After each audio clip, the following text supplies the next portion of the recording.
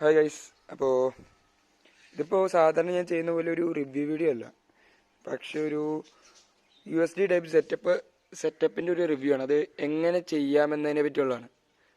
അപ്പോൾ കുറച്ച് കാലമായിട്ട് ഞാൻ റിവ്യൂ ഇടാണ്ടിരിക്കുമായിരുന്നു.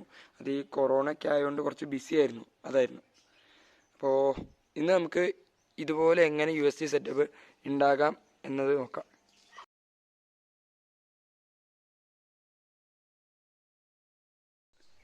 അപ്പോൾ അത് ചെയ്യാൻ വേണ്ടി നമുക്ക് ആദ്യം വേണ്ട ഒരു പൈപ്പാണ്. പിന്നെ പൈപ്പിൻ്റെ ഡയമെൻഷനെ പറ്റി പറയുകയാണെങ്കിൽ, സാധാരണ കുറേ പേര് എടുക്കുന്ന സമയത്ത് പൈപ്പിൻ്റെ നീട്ടെടുക്കുന്ന ഇവിടെ നിന്ന് ഈ അറ്റം മുതൽ ഈ ഓയിൽ സില്ല് ഇവിടെ വരിക, അതായത് ഷോക്കിൻ്റെ സ്റ്റാർട്ടിങ് വരെ. പക്ഷേ ഞാൻ കുറച്ചുകൂടി കയറ്റി എടുത്തിട്ടുണ്ട്. അത് അത്ര ബുദ്ധിമുട്ടില്ലായിരിക്കും തോന്നുന്നു. കാര്യം കുഴിയൊക്കെ നോക്കി ചാടിക്കണം, അല്ലെങ്കിൽ വന്ന് ഇടിച്ച് പൈപ്പ് പൊട്ടാൻ ചാൻസ് കൂടുതലാണ്. പിന്നെ നീളം എന്തോരം എടുക്കണം എന്നുള്ളത് നിങ്ങളുടെ ഒരു ഇഷ്ടം. അപ്പോൾ ഇവിടെ വരെ എടുത്തു കഴിഞ്ഞ് കഴിഞ്ഞാൽ പിന്നെ പുറത്തുനിന്ന് നോക്കുന്ന സമയത്ത് പെട്ടെന്ന് മനസ്സിലാവാൻ ചാൻസ് കൂടുതലാണ്. ഇത് USD അല്ല, ആ സ്റ്റീൽ പൈപ്പ് കാണും ഷോക്കിൻ്റെ. അപ്പോൾ ഞാൻ അതുകൊണ്ടാണ് അത് കുറച്ച് കൂട്ടി എടുത്തേക്കുന്നത്. നിങ്ങളപ്പോൾ ഇങ്ങനെ എടുക്കുകയാണെങ്കിൽ കുഴിയൊക്കെ കുറച്ച് നോക്കി ചാടിക്കണം, അല്ലെങ്കിൽ ഇത് വന്ന് ടീ സ്റ്റമ്പ് വന്ന് ഇതും ഇടിച്ച് അത് പൊട്ടി മൊത്തം ഷോക്കായി പോകും. അപ്പോൾ ഞാൻ ചെയ്ത പോലെ ചെയ്യാനാണെങ്കിലേ, ഞാൻ 1 മീറ്റർ പൈപ്പ് വാങ്ങിച്ചു. അത് കഴിഞ്ഞിട്ട് 30 സെൻറ്റിമീറ്റർ വേണ്ടിവന്ന് എനിക്ക് ഇവിടെ നിന്ന് ഇവിടെ വരെ, അപ്പുറത്തും അതുപോലെ തന്നെ. പിന്നെ ബാക്കി കട്ട് ചെയ്തു, അത് നമുക്ക് വേറെ ഉപയോഗമുണ്ട്. പിന്നെ അപ്പോൾ ഇതിൻ്റെ ഒരു ഡയമീറ്റർ അല്ലെങ്കിൽ ഡയമെൻഷനെ പറ്റി പറയുവാണെങ്കിൽ, നമ്മൾ എടുക്കേണ്ടതെന്ന് വെച്ച് കഴിഞ്ഞാൽ ഇതിൻ്റെ ഏറ്റവും ടോപ്പിൽ വരുന്ന പീസിൻ്റെ ഡയമെൻഷനാണ്. കാര്യം ഇവിടെയാണ് ഏറ്റവും കൂടുതൽ തിക്കായിട്ട് വരുന്നത്, മറ്റേ വൈഡായിട്ട്.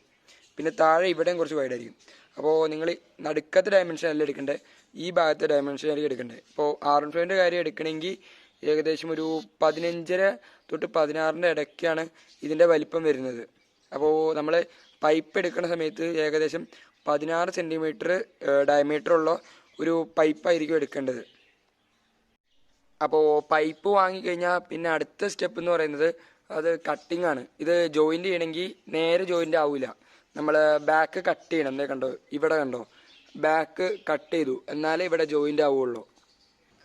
ഇതിപ്പോൾ R15 കാര്യം പറയുവാണെങ്കിൽ ഞാൻ 4 സെൻറ്റിമീറ്റർ അടുത്ത് കട്ട് ചെയ്ത് കളഞ്ഞു. അതായത് ഈ അറ്റത്തുനിന്ന് ഈ അറ്റം വരെ 4 സെൻറ്റിമീറ്റർ എടുത്തിട്ടുണ്ട്. അത് ഞാൻ കട്ട് ചെയ്ത് അത് ഇവിടെ നിന്ന് ഈ അറ്റം വരെ മുറിച്ച് കളഞ്ഞു. അപ്പോൾ അങ്ങനെ ചെയ്ത് കഴിഞ്ഞാൽ ഡയറക്റ്റ് ഫിറ്റ് ആയിരിക്കും. അപ്പോൾ പിന്നെ ലൂസൊന്നും ആവില്ല, അവിടെ ടൈറ്റായിട്ട് നിന്നോളും. അപ്പോൾ നമ്മൾ ഇത്രയും ചെയ്യുമ്പോൾ തന്നെ ഇത് ഏകദേശം ഇതിവിടേക്ക് ജോയിൻ ആവുന്നതാണ്, കയറേണ്ടതാണ്. പക്ഷെ ഫുള്ളി കയറില്ല. കാര്യം ഇവിടെ ഇങ്ങനെ കുറച്ച് സോക്കറ്റ്സ് ഉണ്ട്. ഇവിടെ വരും, ഇതിൻ്റെ വരും, ഇപ്പുറത്ത് വരും, ഇവിടെ വരും. അപ്പോൾ നമ്മൾ ആദ്യം പൈപ്പ് എടുത്തിട്ട് ഒരു മാർക്കർ എടുക്കുക. മാർക്കർ വെച്ചിട്ട് ഈ ജോയിൻറ്റുകൾ ആദ്യം ഒന്ന് മാർക്ക് ചെയ്ത് വെക്കുക.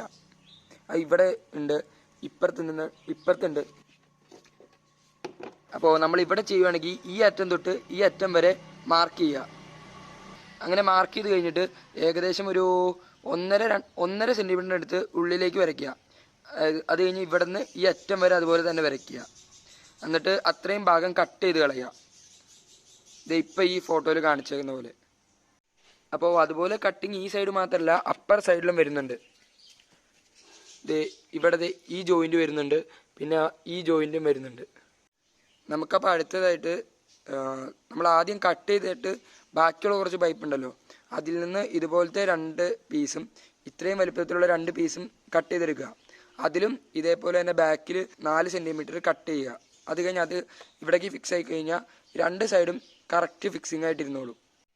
നമ്മളപ്പോൾ ഇത്രയും ചെയ്യുമ്പോൾ തന്നെ ഡയറക്റ്റ് ഫിക്സിങ് ആയിക്കോളും. അത് നമ്മൾ അത്യാവശ്യത്തിന് ബലം കൊടുക്കാണ്ടല്ലാണ്ട് അത് ഊരി പോരില്ല. പിന്നെ കുറേ പേര് ചെയ്യുന്നൊരു പരിപാടിയാണ് ഇതിൻ്റെ ഉള്ളിൽ ഫെവിക്വിക്ക് ഒട്ടിച്ച് ഇവിടെ നിർത്തുന്നത്. പക്ഷെ അങ്ങനെ ചെയ്ത് കഴിഞ്ഞാൽ ഉള്ള ഡ്രോബാക്ക് എന്ന് വെച്ച് കഴിഞ്ഞാൽ, നിങ്ങൾക്ക് ഇത് പറിച്ചെടുക്കേണ്ട വന്നു കഴിഞ്ഞാൽ ഇതിൻ്റെ ഉള്ളിലത്തെ പെയിൻറ്റ് ഫുള്ള് പറഞ്ഞു വരാൻ ചാൻസ് ഉണ്ട്.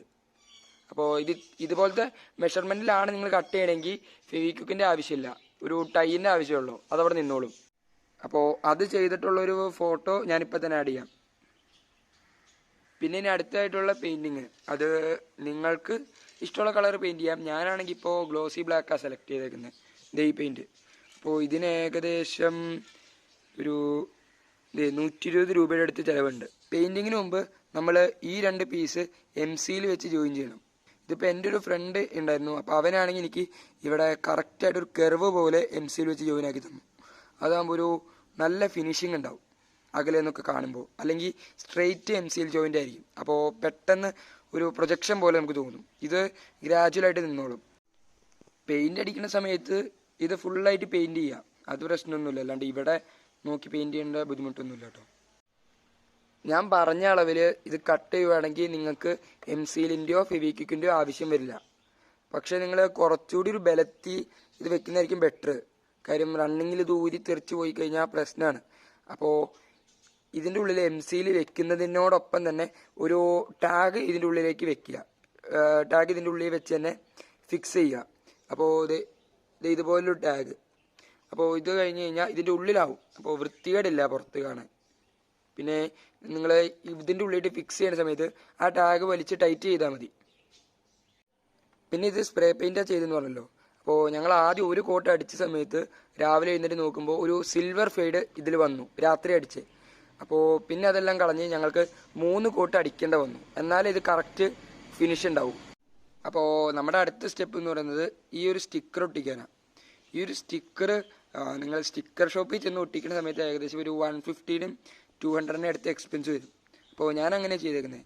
ഇതല്ലാണ്ട് ഈ സാധാ ഫോയിലുണ്ടല്ലോ നമ്മൾ ഫുഡൊക്കെ പൊതിയുന്നത്, അത് ചിലരൊക്കെ അത് പശയൊക്കെ വെച്ച് ഒട്ടിക്കാറുണ്ട്. പക്ഷേ ഇത്രയും ഫിനിഷിങ് ഇടില്ല.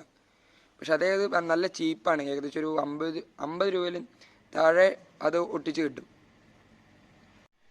അപ്പോൾ ഞാനിങ്ങനെ ബാക്ക് ഓപ്പൺ ചെയ്ത് ഇടാൻ പറഞ്ഞതിൻ്റെ യൂസ് എന്ന് പറഞ്ഞാലേ, അപ്പോൾ നിങ്ങൾ എന്തെങ്കിലും ഈ ഓയിൽ സീലൊക്കെ കംപ്ലൈൻറ്റ് വരികയാണെങ്കിൽ നിങ്ങൾ ഇവിടെ നോക്കുമ്പോൾ കാണാൻ പറ്റും ഓയിൽ പറഞ്ഞിരിക്കുന്നത്. പക്ഷെ അത് ക്ലോസ് ആയിട്ട് ഇരിക്കുവാണെങ്കിൽ അവിടെ ഓയിൽ സീല് പോയത് നമ്മൾ ശ്രദ്ധിക്കില്ല. അപ്പോൾ സ്ക്രാച്ച് വന്നിട്ട് നമ്മൾ ഫുള്ളായിട്ട് ഈ സ്റ്റമ്പ് മാറ്റേണ്ടി വരേണ്ട അവസ്ഥ വരും. അപ്പോൾ അതിങ്ങനെ ഓപ്പൺ ആക്കിയിടുമ്പോൾ അങ്ങനെയും ഒരു യൂസ് ഉണ്ട്. അപ്പോൾ ഞാനിതിൻ്റെ ടോട്ടൽ എക്സ്പെൻസ് പറയാം. അപ്പോൾ ഈ പൈപ്പിന് മാത്രം ഏകദേശം ഒരു 80 രൂപയുടെ അടുത്ത് എക്സ്പെൻസ് വരും.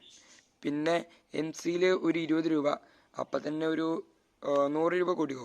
അത് കഴിഞ്ഞ് ഈ ഒരു പെയിൻറ്റ് ഏകദേശം ഒരു 120 വരുമ്പോഴത്തേക്കും ഒരു 220 രൂപയും.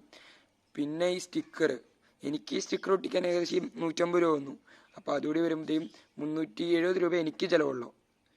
അപ്പോൾ നിങ്ങൾക്ക് ഈ കട്ടിങ് പുറത്തു കൊടുത്താൽ ചെയ്യണമെങ്കിൽ അവർ ചിലപ്പോൾ ഒരു 200 രൂപ ഒക്കെ വാങ്ങിയെന്നിരിക്കും. പക്ഷേ നിങ്ങൾക്ക് കട്ടർ ഉണ്ടോ അല്ലെങ്കിൽ നിങ്ങളുടെ ഫ്രണ്ട്സിന് ആർക്കെങ്കിലും കട്ടർ ഉണ്ടെങ്കിൽ ആ ഒരു ചിലവ് വരില്ല. ഇതിൽ ആർക്കെങ്കിലും എന്തെങ്കിലും ഡൗട്ട് ഉണ്ടെങ്കിലോ അല്ലെങ്കിൽ ഇതിനെപ്പറ്റി കൂടുതൽ അറിയാനുണ്ടെങ്കിൽ കമൻറ്റ് ബോക്സിൽ ചോദിച്ചാൽ മതി. അല്ലെങ്കിൽ എൻ്റെ വാട്സപ്പ് നമ്പർ അവിടെ കൊടുക്കുന്നുണ്ട്, എന്നെ കോൾ ചെയ്യുകയോ അല്ലെങ്കിൽ വാട്സപ്പിൽ മെസ്സേജ് അയക്കുകയോ ചെയ്യാം. പിന്നെ ഇതിൻ്റെ കൂടുതൽ ഫോട്ടോസ് കാണണമെങ്കിൽ എൻ്റെ ഇൻസ്റ്റാ ID നോക്കിയാൽ മതി. ഇതാണ് എൻ്റെ ഇൻസ്റ്റാ ID. പിന്നെ ഡിസ്ക്രിപ്ഷനിൽ ഞാൻ ലിങ്ക് കൊടുക്കുന്നുണ്ട്. അപ്പോൾ അതുവഴി നിങ്ങൾക്ക് നോക്കാൻ പറ്റും. അപ്പോൾ ഓക്കെ.